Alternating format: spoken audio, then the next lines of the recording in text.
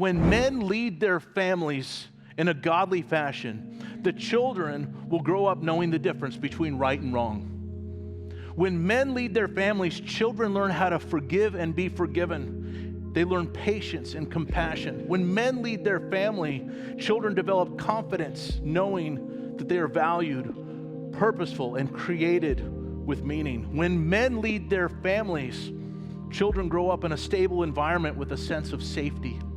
When men lead their families, boys and girls alike seek masculinity expressed through gentleness, strength, and integrity. When men lead their families, our daughters know what type of man they should search out as they get older and want a husband. When men lead their families, our young men grow up knowing what kind of man they should aspire to be. When men lead their families, children learn respect for their elders and authority figures. When men lead their families, children grow up with a strong work ethic.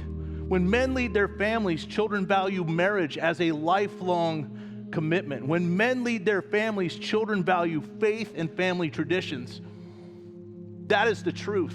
Statistically proven. They can't argue against it. They can't, and that's just the children.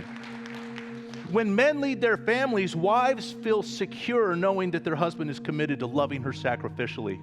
When men lead their families, wives feel cherished, not controlled. When men lead their families, wives feel provided for and protected.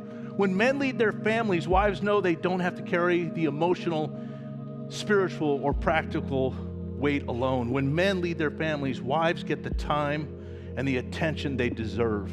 When men lead their families, wives know that they don't have to go through hardship alone. Again, all of these things statistically proven. They can't argue against it. And so what do? You're a misogynist. You just want to oppress women. You want the women to submit. No, I want the women to experience what it's like to live in a home where the man leads his family the way God has called him to. That's what I want. When men lead their families, you don't have idiots standing in front of police cars trying to stop them. When men lead their families right, you don't have stupid people trying to run police officers over with their cars.